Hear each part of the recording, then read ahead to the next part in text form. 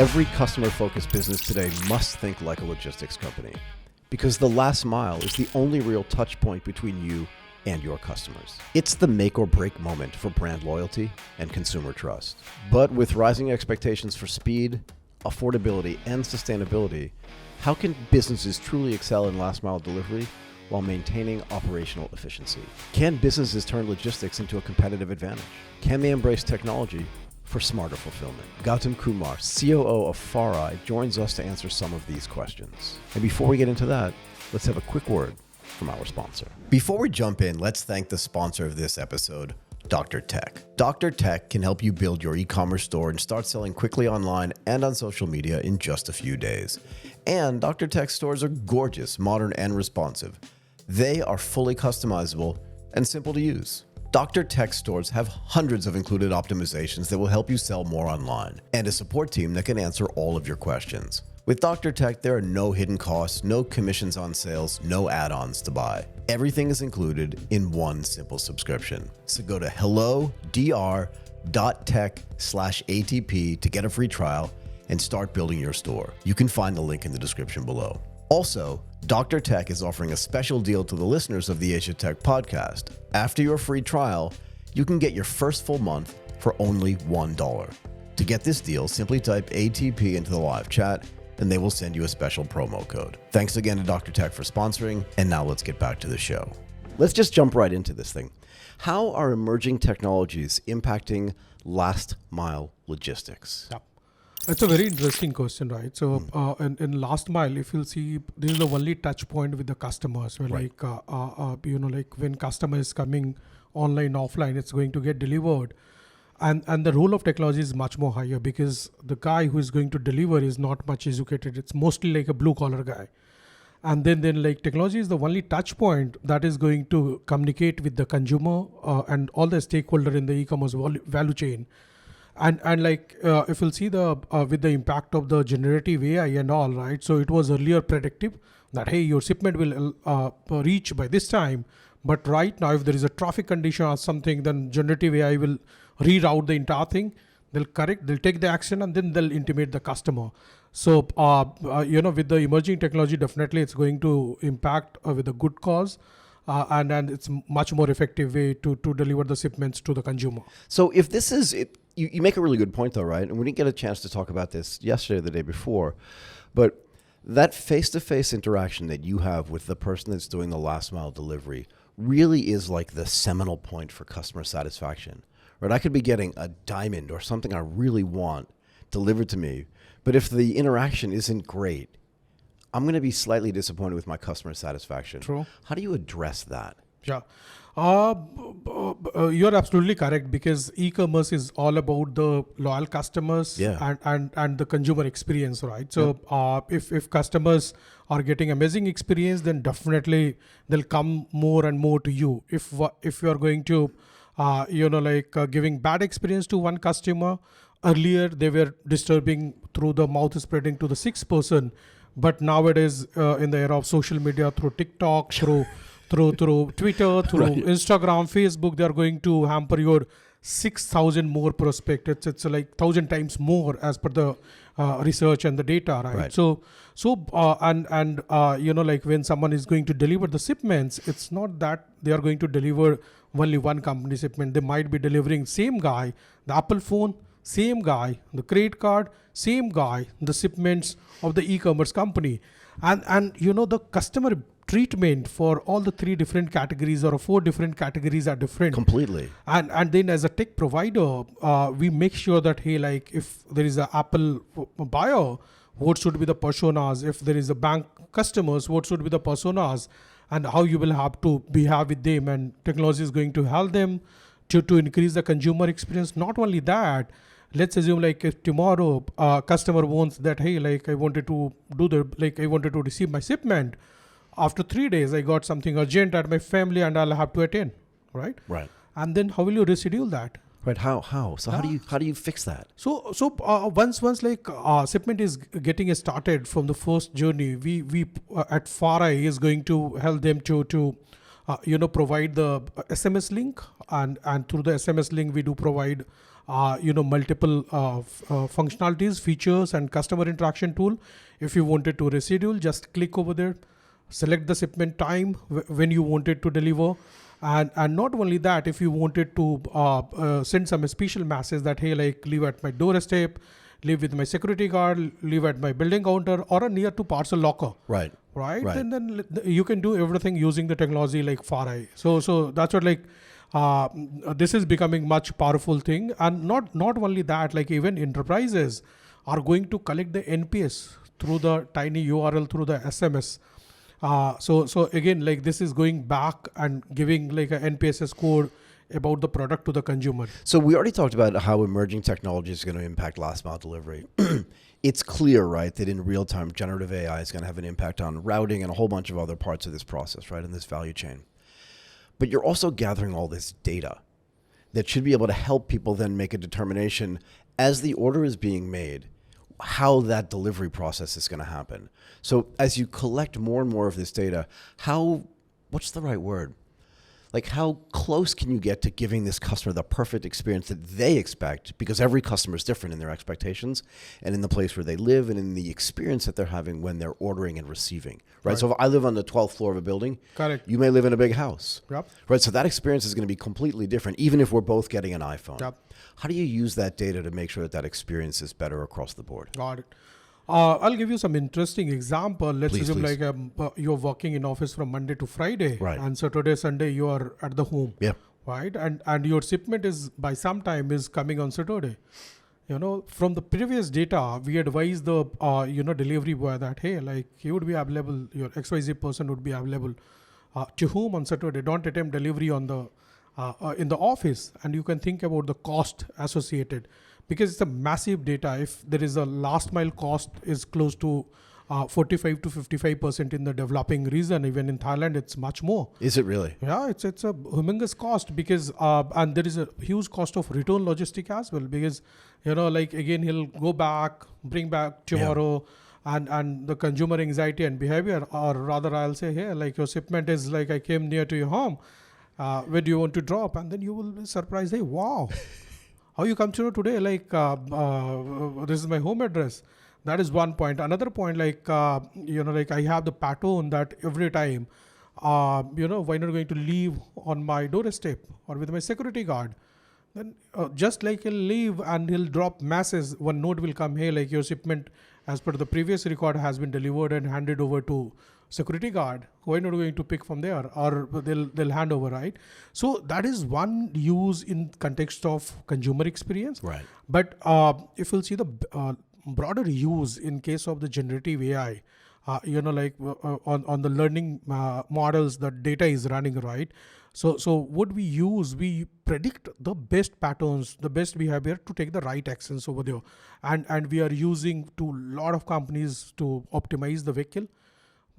Because we remove the air from the vehicle, like there should not be empty miles, because another example is like a carbon emission is a big time pain, right? And if you're running extra mile, then you're burning extra, you're giving to your own planet like extra carbon.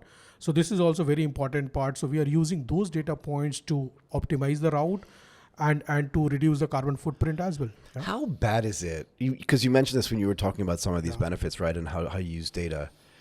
How bad is it if I request a delivery for something, I order it, it's supposed to come on Tuesday, but on Tuesday I just forget. Mm-hmm. So I'm not there, but you don't know that, right? And you make the delivery, and let's say I live in a house and nobody's there. So you plan all of your logistics, because you're not just doing one delivery, you're doing 1,000 maybe. Right. So you've planned it all out to optimize, and then you get to my place, you knock on the door, you ring my doorbell, and no one's there. Yep. How bad is that from a cost perspective, but also from an optimization perspective? Do you know what I mean? Yeah. So for the delivery people, exactly. For the last mile logistics people. True. So there is a cost that was has been occurred. Yeah. Because that guy has it's not free. Delivery. It's not free. It's not free. Right. And that's what like you will see like a lot of notifications, proactive notifications. Hey, your shipment is on the way. Yep. We are about to deliver. Yeah, and I've had it happen where I'm like, oh no. Exactly. I'm not home. And more than the cost, like if it's not a green vehicle or a battery operated vehicle, then think about the fuel. Think about the carbon emission, right?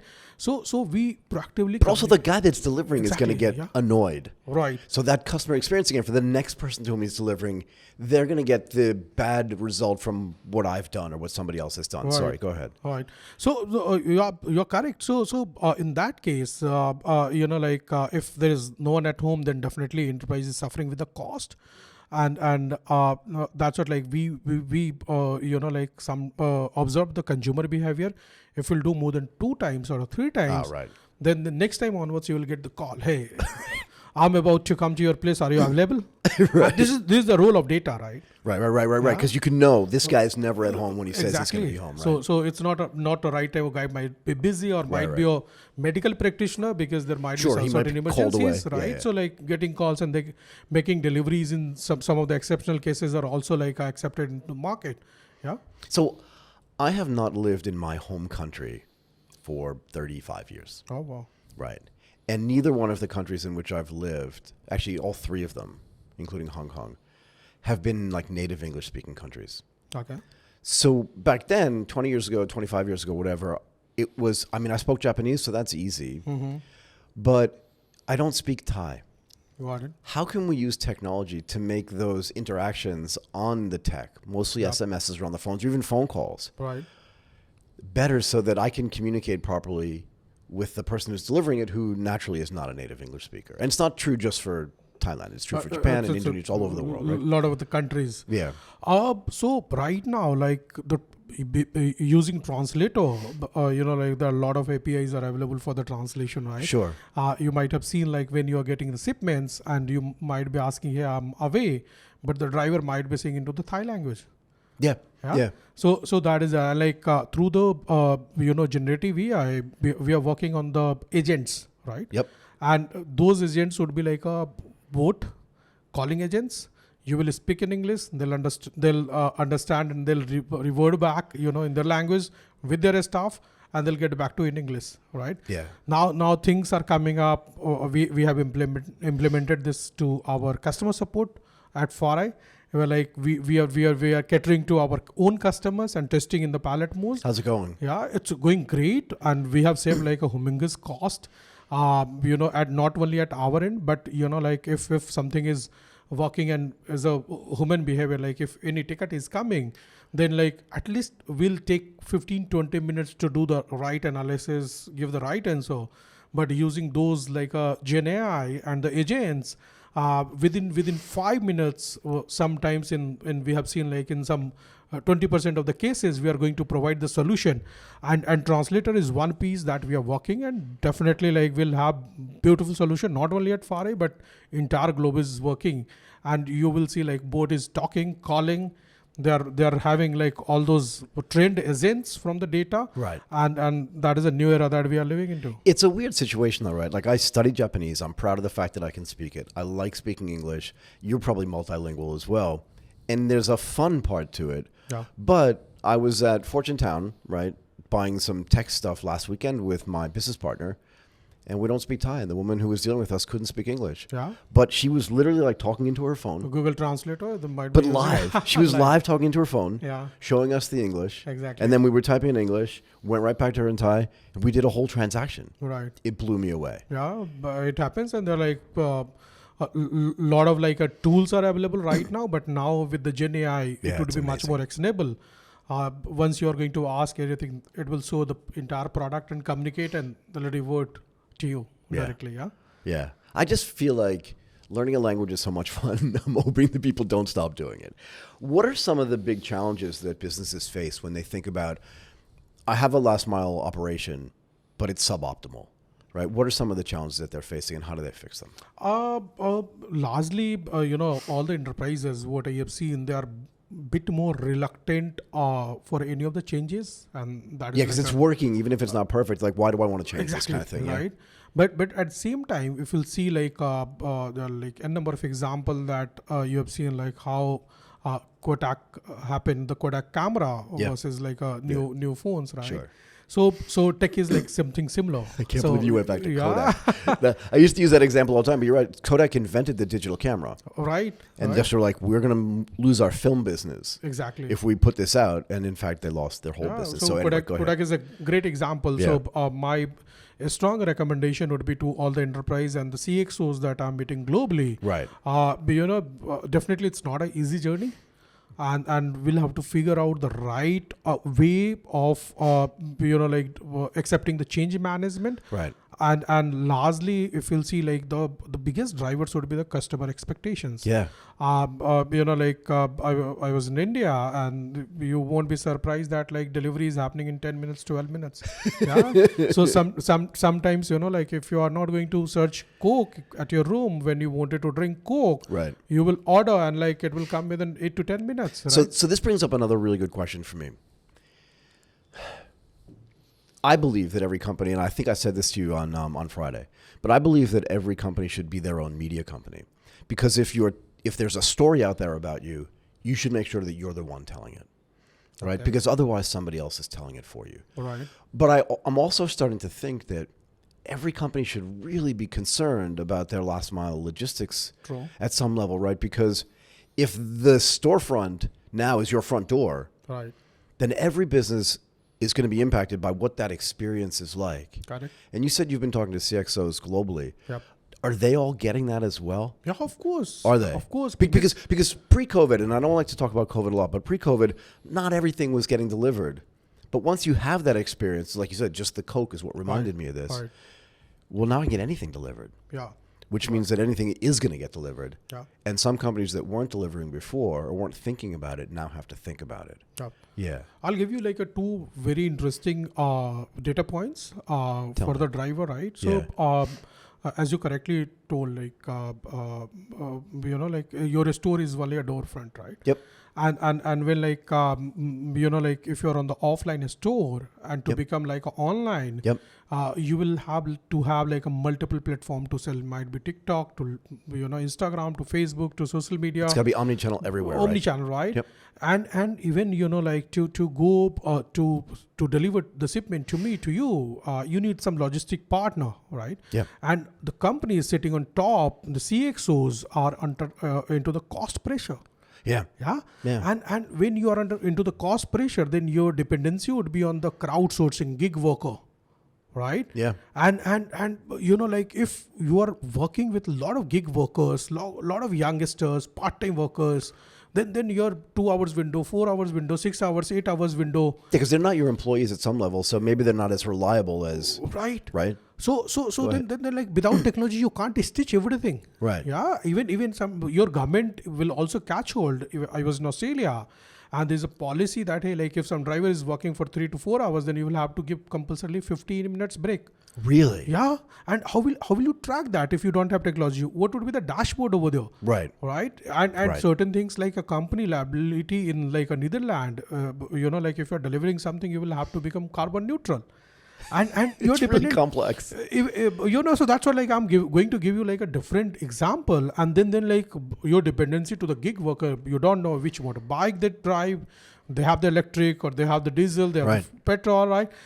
You don't know the conditions over there, but like you wanted to track everything. Then technology is the only single source of truth. So this happens to me sometimes. I order a motorcycle taxi to go everywhere in Bangkok. It's Okay. the best way to get around. Best way, right? It's the best way. It's the most convenient way.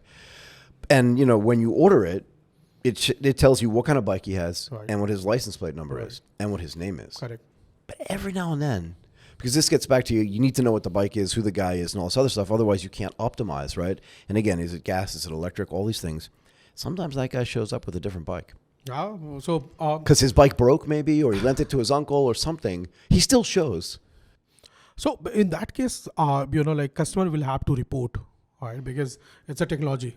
Yeah. If its same number plate is not coming, then it's a big concern. Right. Right. And like it happens like LATAM, I've seen in LATAM, like in the region in Asia, in some of the countries, but mostly, as I told, if it's an electric scooter, it will be electric scooter, right? And the entire value chain is mapped with the technology. And then like you can have the entire, connecting the dots and data and getting the right outcome over there. So You brought up sustainability, and you've mentioned it a bunch of times. But how do you balance that sustainability with the convenience and the affordability, right? How do you balance that? And how does tech help, or can Yeah, it? it's a very interesting ask. To be honest, even I was talking in multiple forums last week in Thailand, in one of the event in Bangkok, right? So there's always like a cost pressure, and like while we all are thinking about our own planet, then the cost of doing the sustainable delivery sometimes is much more bigger. Is it really? Yeah, Is that just because we're still early days in transforming everything into electric vehicles, or are electric vehicles just fundamentally more expensive? It's interesting days. Yeah. It's initial days now, and like some reason if you'll see the suburb, right, main city and suburb, right. So some part is suffering. They don't have the big penetration of the electric vehicle, Right. right. Even the cost of electric vehicle is much higher. You will have to give per delivery extra shipment. Then as a tech provider, we consolidate most of the orders. We route them proper to have the cost benefit right ROI to the carriers, courier companies over there, and sometimes we are also asking as a consumer, hey, like, do you want to pay extra money for the green deliveries, right? And we provide some option over there. And consumers are also very very proactive. They are doing really amazing job over there. Like they won't mind to pay 20%, 10% extra cost for the green deliveries if Right. they are really concerned. Right. And like in the city area, in the metropolitan city, like I've seen big changes in the mindset of the customer, and it's a play of the ecosystem, right? So even like I say always, like it's a private, public, and government partnership. Yeah. Right. Government will have to give the incentive. Government will have to promote something. Government will have to lease out for another 5 years, 10 years plan. Because it's a change of the ecosystem. Or otherwise, see, like, what is the pollution level of Bangkok today? Oh my God. It's really pathetic, and government has made mandate or announced if you can work from home today, like that would be the good thing to save the city, right? So, Yeah.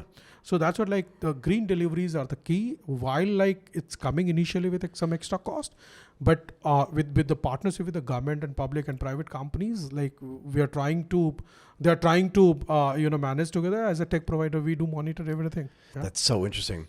Do you think there's space for luxury? I just made a note to myself. Do you think there's space for luxury deliveries, right? In other words, if customers are willing to pay for green delivery, and we talked about this before, if I'm buying an iPhone, which is kind of a luxury item, right? And can I get a better delivery experience? Can I choose a better delivery experience? Can Apple actually pay for a better delivery experience so that it's different than when I get a pizza delivered? Yep.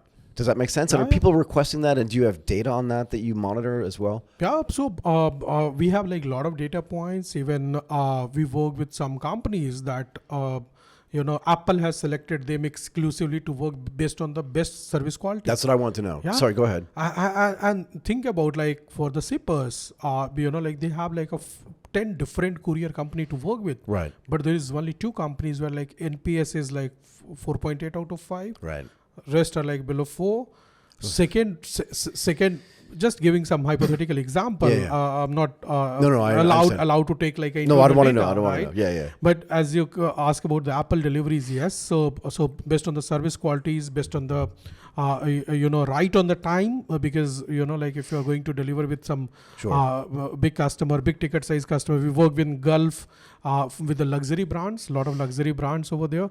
Right. Like they are going to pay like a heavy amount, like 10,000 dirhams for one product. Right. And it's close to like a $3,000, $2,000. Yeah. And then they'll ask about 2 hours delivery, 4 hours delivery. Then the cost of delivery is minuscule. Right. And Because their margins are high as well. margins are very Sorry. high, right? Yeah. And so there is like a different segment, or like we say in the tech world, that hey, like on the bottom of the pyramid, the consumer behavior would be different. Mid of the pyramid, behavior would be different. On top of the pyramid, behavior would be different, right? Right.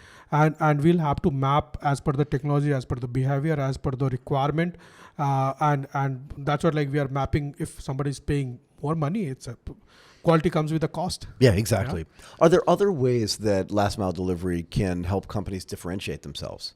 Yep, of course. Do you know what I mean? Right. Like having a driver that's dressed like in a tuxedo. I'm Exactly. kind of exaggerating, but you know what I mean? Oh, of course. Like it's a branded one. Like Amazon is a great example globally. If you have seen how Amazon has worked, like even their driver will come with a proper dress, brand like DHL that we work with, right? So Federal Express, these guys it's do like that. a proper dress. They'll come with a branded van, and even over here, like if you'll see like a lot of local companies, Carry Express over here, and all, they'll come with a branded bag, branded thing. So it matters a lot because both for the end consumer and from the brand as well, who is going to outsource the job to them. So when I was a kid, Domino's Pizza was, I think, just starting, which tells you how old I am. Yeah. But they were fundamentally not even a pizza company, right? I mean, they Right. were just a logistics company. True. And, they made a promise of 30 minutes or less. And if it doesn't come in 30 minutes, you get your pizza for free. Yeah. But their drivers, at least back then, were Domino's drivers. They showed up on a Domino's scooter or in a Domino's branded car. Do you think that more companies will do that too? Like you mentioned some of the other 3PLs, right? And they provide great service. DHL, FedEx, Carry, right, in Thailand. Yep. But is there a place where it can get branded down to the company, and that companies maybe that weren't doing it before now brand their own last mile delivery so that when it shows up, it feels like it's coming from, Dior or whatever it is. Brand. Yeah, true. Yeah, it matters. Even like we worked for Domino's for more than 6 years, and everyone has enjoyed in their young age the free deliveries, Right. and not only that, it was like a big negotiation point if somebody is going to deliver on the dot 29 minutes. Right. Yeah. Right. So if your muscle power of the negotiation would be much higher, then you will get a free pizza proving that, hey, no, you have delivered it after 30 minutes. Right. If the pizza delivery boy is poor guy, like if he's not able to prove, Right. then at that point, like we can used to remember the story of the engineering school days, like I'm from the Domino's and I have all the right to claim that I am on time. Right. And like the dressing, the appearance with the phone application matters, and even like just deviating a bit, but like interesting thing, when we started working with Domino's, we have seen there was like a hell of free pizza were delivered free of cost because there was lack of the compliance. Nobody was able to track, was it below 30 minutes delivery or not. outside 30 minutes delivery, right? Yeah. And well, like if you have started with the time stamping, geo stamping, because a customer is here, your marking delivery here on the same point, then definitely like customer will listen, and you can ask her, like don't need to ask anyone. Yeah, because tech has changed that so much, right? Because there's GPS, they're scanning barcodes, all this kind of stuff. You know where everybody That's is correct. at That's all correct. times, right? Yeah. Are there a couple more things, and I'll let you go. Are there any emerging like consumer trends, consumer behavior trends that you think will impact the future of last mile delivery? Do you know what I mean?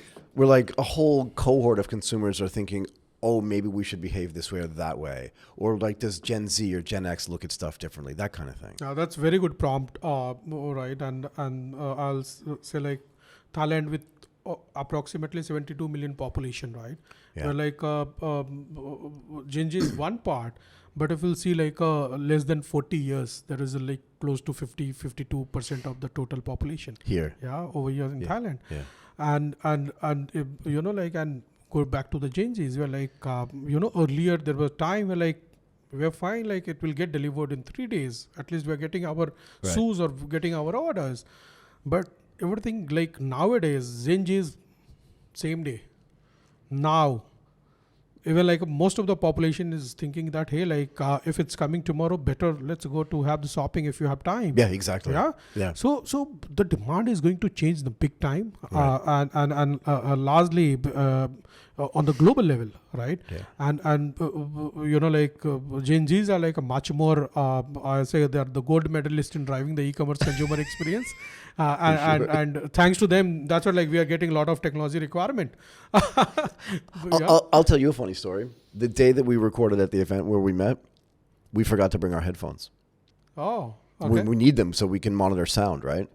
But again, because logistics are so efficient, particularly in Bangkok, we just called the person who had the headphones. They got a logistics supplier to bring them over to Bytech, and we had them and nobody ever knew. See, like that is the power, and you can track and 20 you can minutes. book the order 20 minutes. Yeah. It was insane. Okay, one more thing. What kind of innovations do you think will have the greatest impact on last mile in the next like 4 to 7 years? in the upcoming 4 to 7 years, right? Yeah. I say like 3 things are like very evident. Go ahead. First, I'll start with Gen AI being a software company. Right. This is going to optimize a lot of decisioning, and it's not going to leave the actionable items to the managers or to the with the human brains. And like as we started the conversation with a lot of examples, so these generative AI will change the entire way of communication, I think so. making much more faster. Another would be drone deliveries. Yeah. Really? Yeah. So drone like started, but I'll say with most essential luxury parts, where like some health related medicines, pharmaceuticals. When I was in South Africa, I've seen like and well. During our program of Last Mile Leaders, we invited few startup to fund, and like I was surprised to see the data. And the interesting part that like I was quoting over there and learned in the market that hey, like if Coke can get delivered to every household, why not drugs in Africa region, right? Yeah. And it would be possible because you're jumping, the time boundaries. Then like drone is like amazing example with the difficult terrains, the difficult environment over there, and like things has been started with the health essentials. Right. And third thing is like I see 3D printing. So 3D printing where like the way today, in a lot of hybrid model, you are getting your a lot of orders of the credit card and debit cards. It's not needed that like it would be in the central printing hub. Right. Yeah. So if you are like let's assume like any bank user and like you are ordering from the remote area, that might be delivered same day from the near printers right over there. So and it's a small scale 3D embodied printer. Now like it will come and evolve, like if you want to order like let's assume t-shirts, shoes, some belts, so a lot of innovations are going on. And I'm sure like based on the pattern and heat maps of the customer and the requirement, the standard things will come up here like you ordered, and there would be less inventory. There would be a lot of pressure on the inventories those days. Yeah. And like a lot of regulations will change. So I think like these 3 things will change the game of the logistic. Yeah. Awesome. Gautam Kumar, a co-founder and the chief operating officer of FarEye. This was brilliant. Thank you so much for taking the time to do this. No, thanks for providing this platform, and thanks a lot for asking like a diversified questions from the field of logistic. And I'm sure like it would be really fun to the audience, and they can reach me through you directly through the LinkedIn, through different medium, and I love to talk to them as well. Right? Super duper. Thank you again. Thank you, man.